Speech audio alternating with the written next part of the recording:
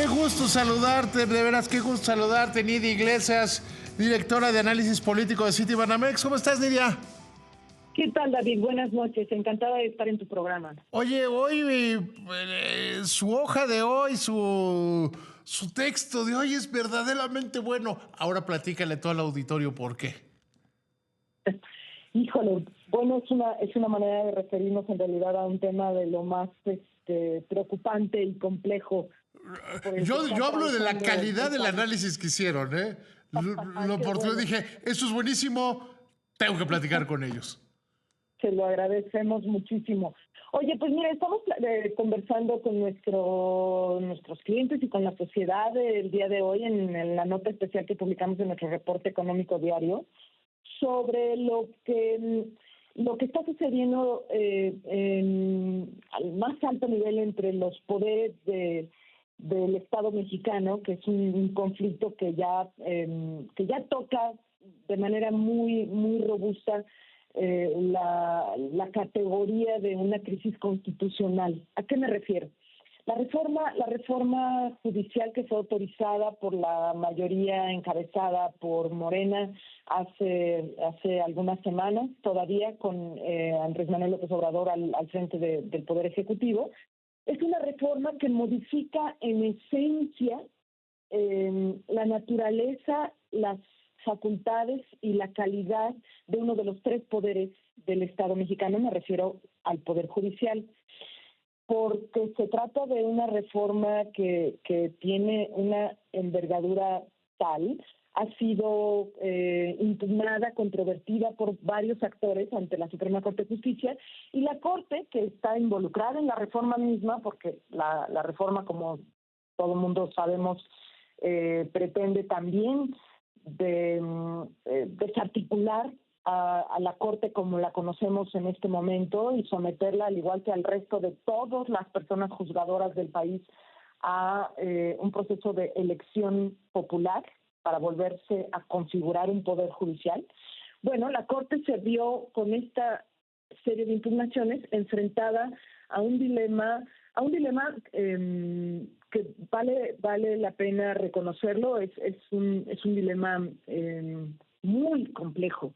Es decir, la Corte tiene que decidir si tiene las prerrogativas, la capacidad de decidir sobre la posible inconstitucionalidad de una reforma constitucional, y tiene o no conflicto de interés, porque la integración actual se vería afectada por esta reforma, la integración actual del Pleno de la Corte. Y si una reforma constitucional es, por definición, inatacable, porque ya en el momento que algo entra a la Constitución ya no debe ser tocado, ya debe de ser sostenido en contra de cualquier opinión adversa, ¿no? Bueno, el lunes de esta semana, el ministro que recibió la tarea de preparar un proyecto votará el pleno entero de la Corte, los 11 miembros del pleno deberán pronunciarse sobre ese proyecto que preparó el ministro González Alcántara Carrancá. Bueno, eso ocurrirá hasta la próxima semana, pero como se dio a conocer el lunes, entonces el día de hoy nosotros estamos haciendo algunas referencias a ese proyecto. En el proyecto, la Corte básicamente dice que no va a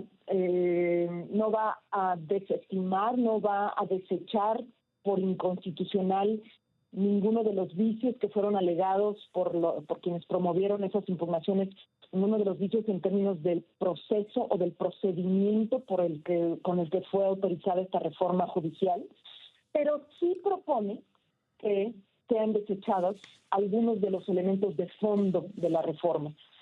Lo más sustantivo que hay que decir es que la Corte hace una defensa muy rigurosa en términos jurídicos, muy rigurosa del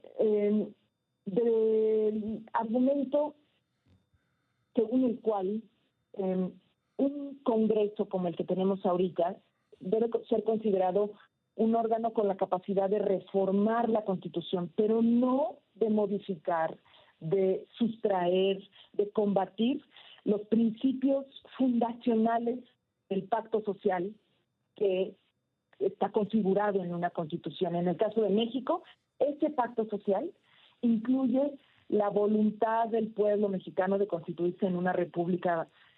En la Constitución se dice representativa, democrática, federal, laica, pero muy central a todos estos términos es a un sistema de gobierno donde haya poderes diferentes, hay una división de poderes entre el ejecutivo, el legislativo y el judicial, que esa división sea genuina, para que puedan entre ellos controlarse, para que ninguno de ellos se exceda, y si eso se sostiene, no importa cuánto puedas modificar, reformar en muchas otras normas contenidas en la Constitución, si eso se sostiene, entonces la Constitución mantiene su esencia democrática. Pero si lo alteras, si pretendes disminuir en algún sentido alguno de esos principios generales, entonces la Corte alega, entonces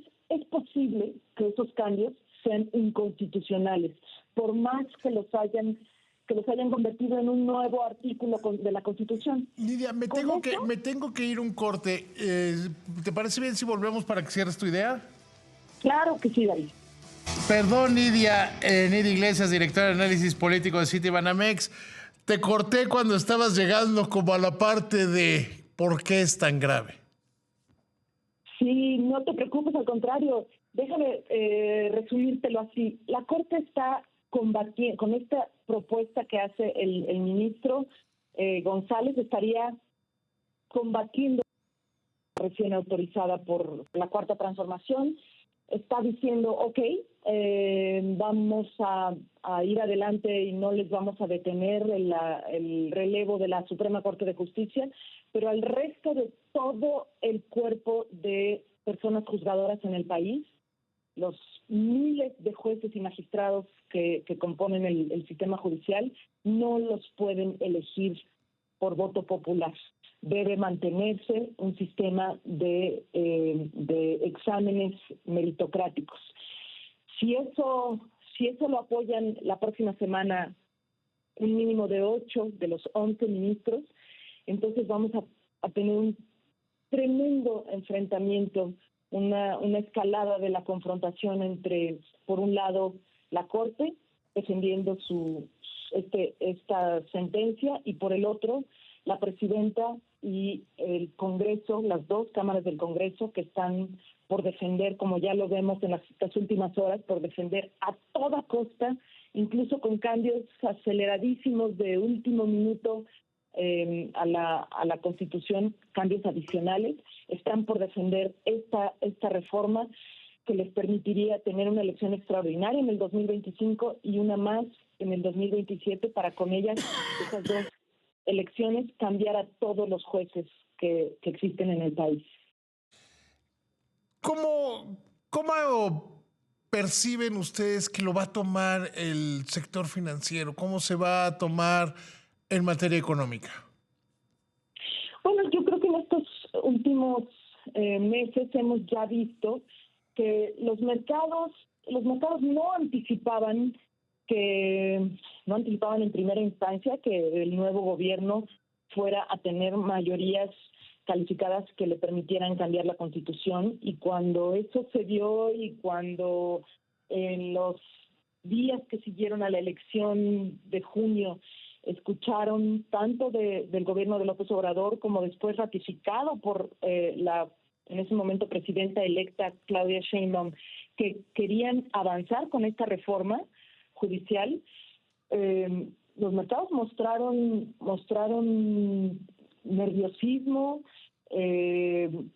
cierto sentido de llamada a cautela y por supuesto cierta disposición al retiro de la escena de riesgo que esta reforma configuraría. Entonces, anticipo que si que si la próxima semana vemos este enfrentamiento entre los poderes del Estado mexicano, también vamos a ver, junto, mezclado con los efectos de la elección norteamericana, vamos a ver posiciones de nerviosismo en los mercados cambiario, bursátil y posiblemente incluso alcanzando a los mercados de bonos. Sí, tienes toda razón.